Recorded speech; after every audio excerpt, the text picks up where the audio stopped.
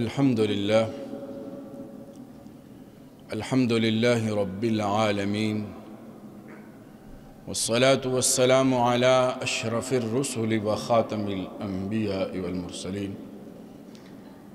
وعلى آله وأصحابه أجمعين أما بعد. سامعین محترم، یہ وقت اتنی بڑی نعمت ہے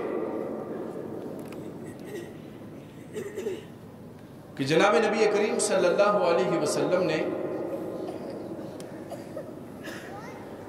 اس کے بارے میں فرمایا کہ نعمتان مغبون فیہما کثیر من الناس الصحت والفراغ.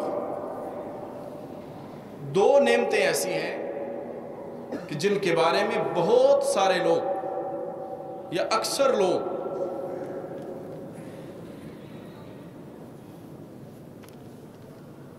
خسارے میں پڑے ہوئے ہیں، نقصان اٹھانے والے ہیں. اور پھر فرمایا وہ دو نعمتیں کون سی ہیں؟ الصحت والفراغ، صحت اور فرصت، فراغت. اللہ نے یہ دو نعمتیں دے رکھی ہیں. صحت بھی ایک نعمت ہے، فرصت اور فراغت بھی ایک نعمت ہے، اور ان کے بارے میں اکثر لوگ نقصان اٹھائیں گے یا اٹھانے والوں میں سے ہیں. کیا مطلب؟ امام ابن الجوزی رحمہ اللہ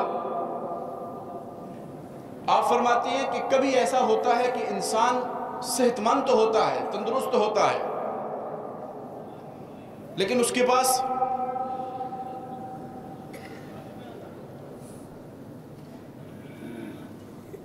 اتنا مال نہیں ہوتا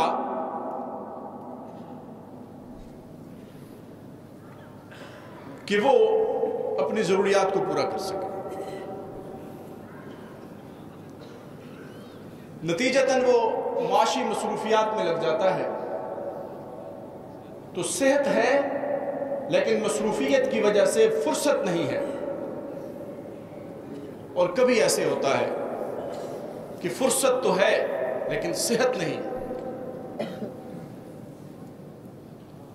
تو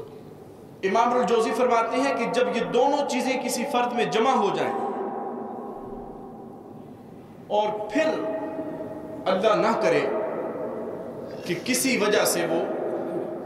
سستی اور کاہلی کا شکار ہو کر ان نعمتوں کی، دونوں نعمتوں کی ناقدری میں اپنے آپ کو لگا دے، تو فرمایا کہ حقیقی طور پر یہی وہ شخص ہے جس نے نقصان اٹھایا.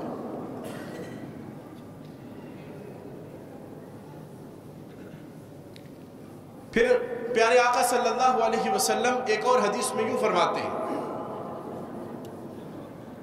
نصیحت کرتے ہوئے فرماتے ہیں کہ اغتنم خمسا قبل خمس، 5 چیزوں کو 5 چیزوں سے پہلے غنیمت جانو. پہلی چیز فرمائی شبابک قبل حرمک، جوانی کو بڑھاپے سے پہلے. دوسری چیز فرمائی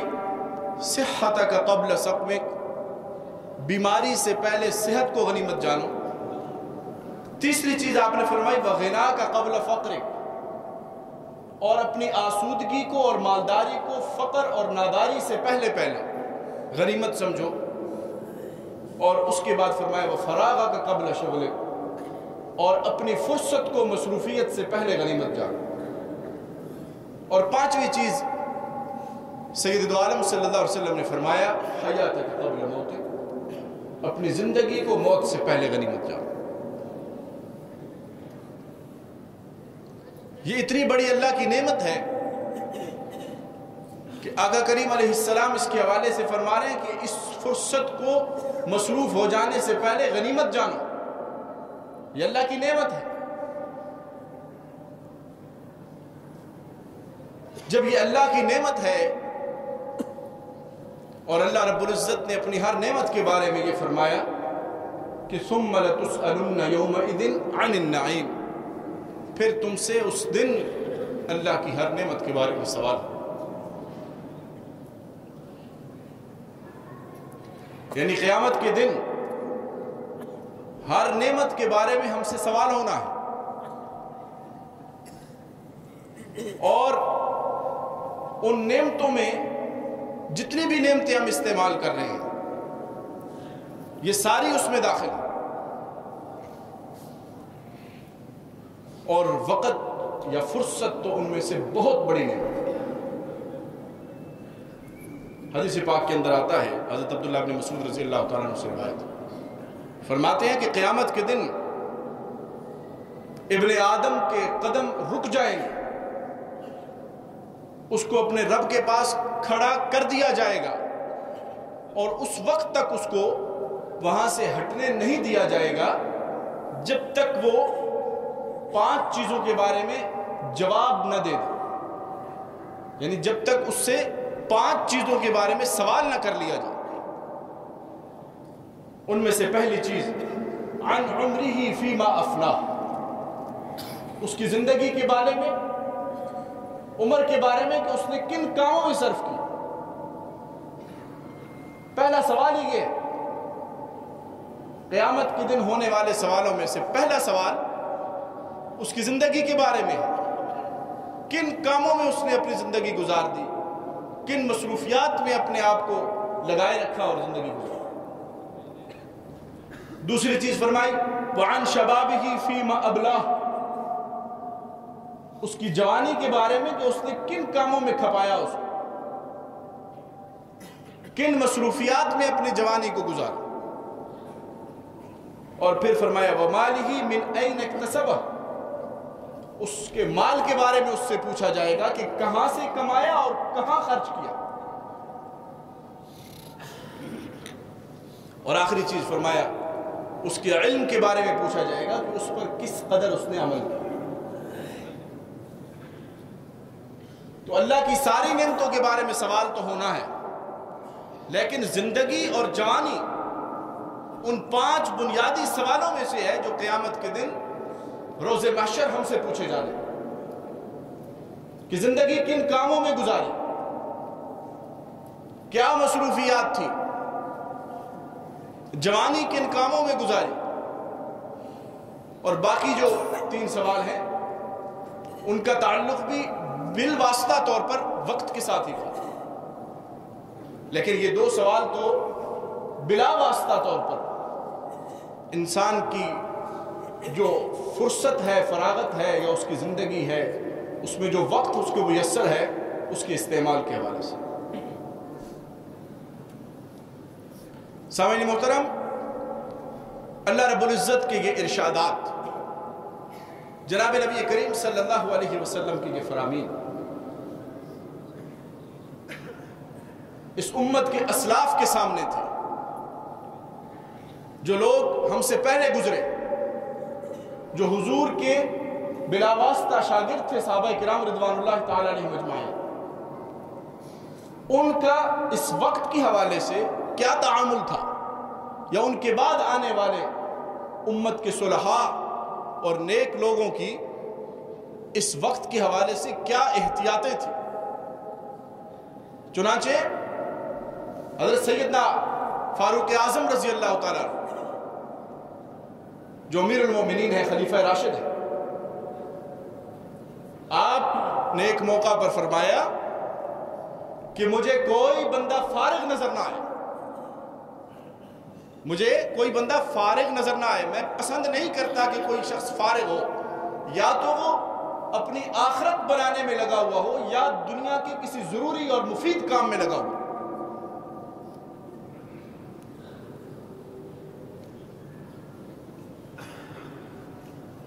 اور یہ بات ان کو کہنا، اس کے کہنے میں وہ حق بجانب بھی تھے کہ آپ کی اپنی جو زندگی تھی اس میں وقت کا کس طرح استعمال ہوتا تھا۔ امام بخاری رحمہ اللہ نے اپنی کتاب صحیح البخاری کے اندر کتاب العلم میں ایک روایت نقل کی کہ حضرت عمر رضی اللہ تعالیٰ عنہ آپ نے ایک دوست کے ساتھ یہ معاہدہ کر رکھا تھا کہ ایک دن میں اپنے کام کاج کے لیے جاؤں گا، اپنی معاشی ضروریات کے لیے ان کو پورا کرنے کے لیے جاؤں گا، اور تم بارگاہ نبوت کے اندر خدمت اقدس میں حاضر ہو کر پورا دن گزارو گے، اور سارا دن وہاں بیٹھے رہنے کے بعد جو بھی علوم، جو بھی باتیں آپ سیکھو گے، شام کو جب میں واپس آؤں گا تو آپ میرے ساتھ شیئر کرو گے، مجھے سکھاؤ گے،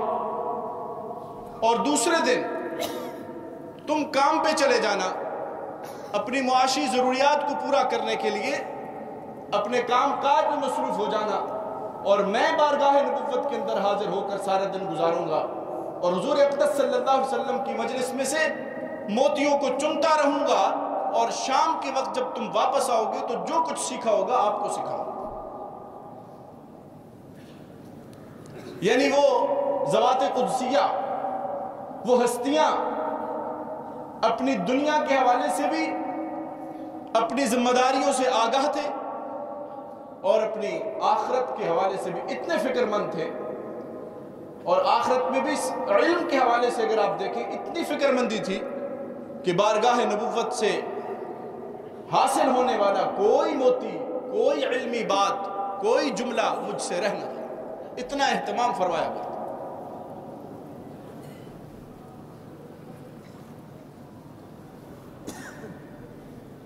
تو یہ وقت کی قدر کا اندازہ کیجئے، کس طریقے سے ان ہستیوں کے سامنے اس وقت کی اہمیت تھی کہ وہ اپنی ساری ضروریات کے ساتھ ساتھ،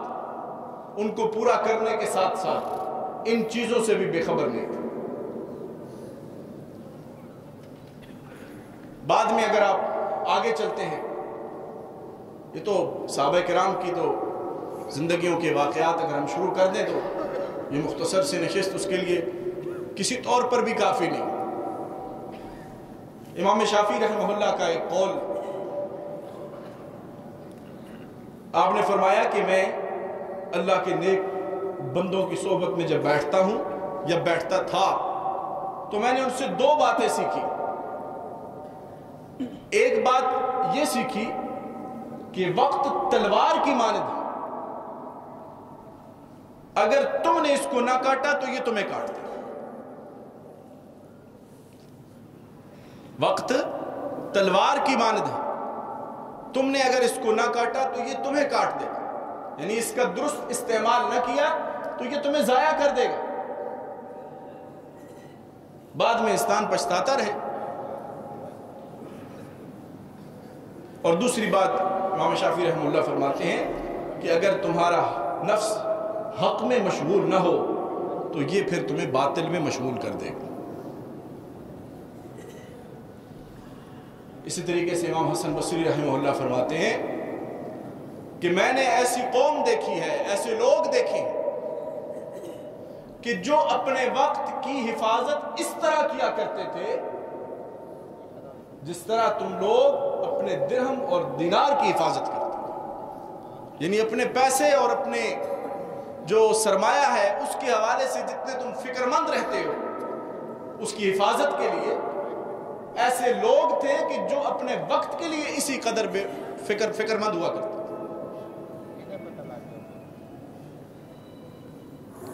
یہ اسلاف کے ہی اقوال ہیں، جو فرماتے تھے کہ جب یہاں سے اٹھو، مجلس سے اٹھو تو الگ الگ ہو جایا کرو، ہو سکتا ہے کہ کوئی بندہ اس واپسی کے وقت کو استعمال کرتے ہوئے قرآن کریم کی تلاوت کرنا چاہتا ہو، تو جب تم ٹولیوں کی شکل میں جاؤ گے تو اس کا ہو سکتا ہے وقت ضائع ہو۔ اس قدر وقت کے استعمال کے حوالے سے فکر مندی تھی۔ سامعین محترم، وقت کی اہمیت کا اندازہ یا اس کے ضائع ہو جانے کا اندازہ ایک اللہ والے نے بڑی زبردست بات کہی، کہتے ہیں کہ میں نے وقت کو ایک سرمایہ کے طور پر اور ایک قیمتی چیز کے طور پر ایک برف بیچنے والے سے سیکھا، جو بازار میں کھڑا چیخ رہا تھا کہ لوگوں میری برف خرید لو، میرا سرمایہ پگھلا جا رہا ہے۔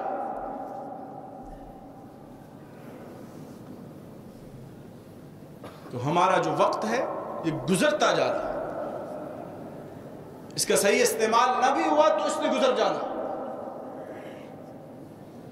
اور پھر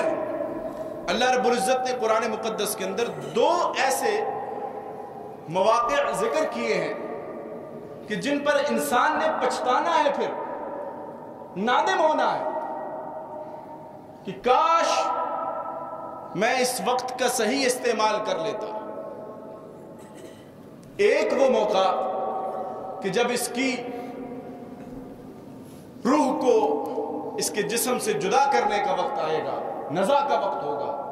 اس وقت یہ کہے گا ربی لولا اخرتنی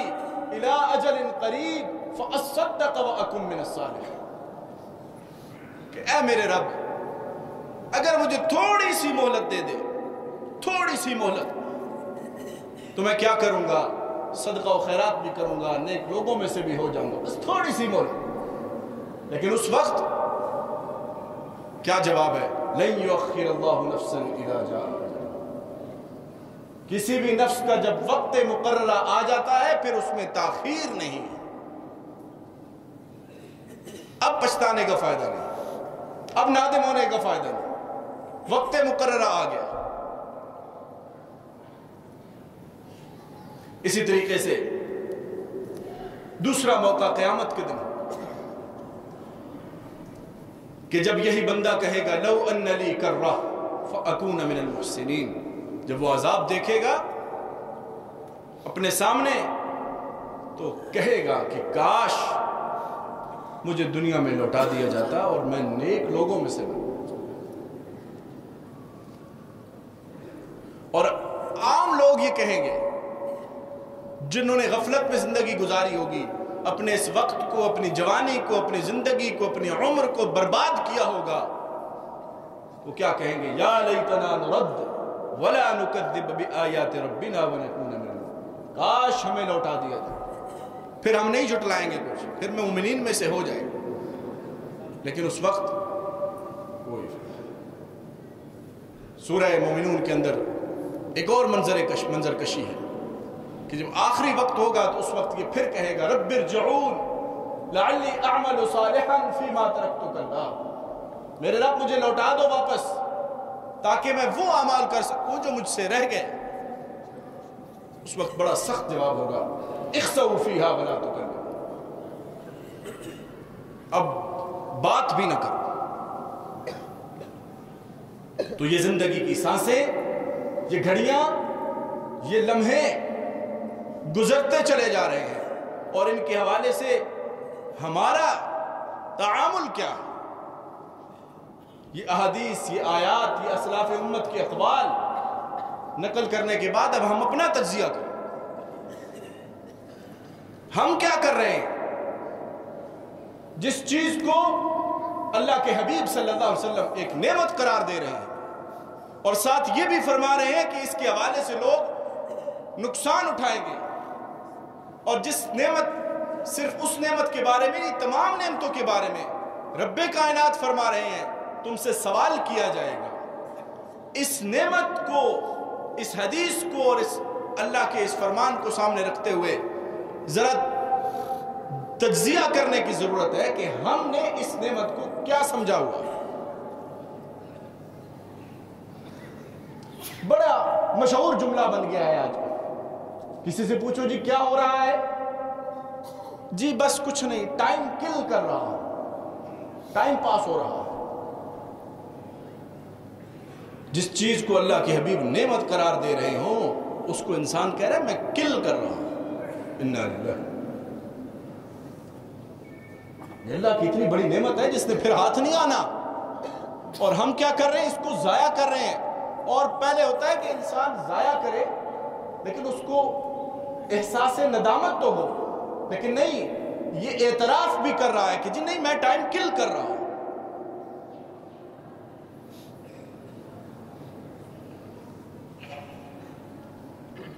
تو یہ اس نعمت کی ناقدری ہے۔ اللہ نے یہ نعمت دی ہے فرصت کی، اس کو ضائع کرنے کے بجائے اس کا صحیح استعمال یہ پیش نظر ہونا چاہیے۔ اور پہلے تو اس کے ضائع کرنے کے امکانات اتنے زیادہ نہیں تھے جتنے آج ہمارے پاس موجود ہیں۔ ایک آدمی سکرین پہ اس کی نظر ہے اور صرف منٹوں کے حساب سے نہیں، گھنٹوں کے حساب سے وہ وقت ضائع کرتا ہے، اور جب اٹھتا ہے تو اس کو کچھ حاصل نہیں ہوتا۔ غیر ضروری لا یعنی باتوں کو دیکھنے میں اپنا وقت برباد کرتا ہے، کوئی مفید اور ثمر آور بات اس میں اس کو حاصل نہیں ہوتی۔ صرف یہ ہے کہ 2 گھنٹے گزر گئے، 3 گھنٹے گزر گئے۔ سامعین محترم، اس حوالے سے سب سے جو اہم چیز ہے کہ آخر ہم اس وقت کا درست استعمال کیسے کر سکتے ہیں، سب سے پہلی چیز تو یہ ہے کہ انسان اپنے معمولات کو منظم کرے، ترجیحی اعتبار سے کون سا کام زیادہ ضروری ہے، کون سا کم ضروری ہے، کون سا غیر ضروری ہے، ترجیحات کا تعین۔ اس کے بعد پھر اپنی زندگی کا جائزہ لیتا رہے، اپنے معمولات کا جائزہ بھی لیتا رہے۔ رات سونے سے پہلے اپنے دن کا جائزہ لے، میں نے آج کا دن کن کاموں میں گزارا، صبح سے میں اٹھا تھا رات تک، ابھی سونے تک میں نے کیا کیا کیا، اور پھر جو لوگ وقت کی قدر کرنے والے ہیں ان کی صحبت میں بیٹھنا، جو وقت کا صحیح استعمال کرنے والے ہیں ان کے پاس وقت گزارنا۔ اس سے انسان کے اندر وقت کی قدر کا احساس پیدا ہو، اور پھر ایک یہ بھی تجربہ لکھا ہے لوگوں نے کہ اگر انسان اپنے کاموں میں، اپنے امور میں تنوع لے کر آئے، اس سے اس کو بوریت کا احساس نہیں ہوگا اور اس کا وقت صحیح استعمال ہوگا، اور بار بار اپنے آپ کو اس حقیقت کی طرف متوجہ کرے کہ جو وقت مجھ سے گزر جائے گا وہ پھر میرے ہاتھ میں ہے، اس میں کچھ نہیں کر سکتا، اور موت اور قیامت کا استحضار بہت بڑی مفید چیز ہے انسان کے وقت کی صحیح استعمال کے حوالے سے۔ جب یہ غور و فکر کرے گا اور بار بار اپنی قبر اور آخرت کو سامنے رکھے گا، اور پھر ان سوالوں کو جن کے حوالے سے بات ہوئی ان کو سامنے رکھے گا، اس کا وقت ضائع ہونے سے بچے گا۔ اب یہ ہے کہ صحیح کام جن کے اندر وقت کا جو بہترین مصرف ہو سکتے ہیں، ان میں قرآن کریم کی تعلیم ہے، دینی علوم کا حصول ہے، اللہ کا ذکر کرنا ہے۔ اس کے لیے، اللہ کے ذکر کے لیے کوئی شرائط بھی نہیں ہے، بس جس حال میں بھی انسان بیٹھا ہے اللہ کا ذکر کر سکتا ہے۔ اور پھر دعوت دین ہے، کسی کو اچھی بات بتانا، بھلائی کی طرف بلانا، برائی سے منع کرنا، تو یہ اس کے ساتھ ساتھ پھر وہ اوقات جو فضیلت والے اوقات ہیں، جو گھڑیاں ہیں، ان کا خاص طور پر اہتمام کرنا، ان کو صحیح معنوں میں ان کا استعمال، اس کی فکر کرنا، فضائل کی جو احادیث ہیں ان کا مطالعہ کرنا، کہ تاکہ میں اس تھوڑے وقت کے اندر زیادہ چیزیں حاصل کر سکوں۔ اس طریقے سے دنیا کے اندر ہم اپنی انویسٹمنٹ اور سرمایہ کاری کے حوالے سے اچھی اور مناسب جگہ کی تلاش کرتے ہیں، اسی طریقے سے اپنی آخرت کے حوالے سے سرمایہ کاری اور انویسٹمنٹ کے لیے بھی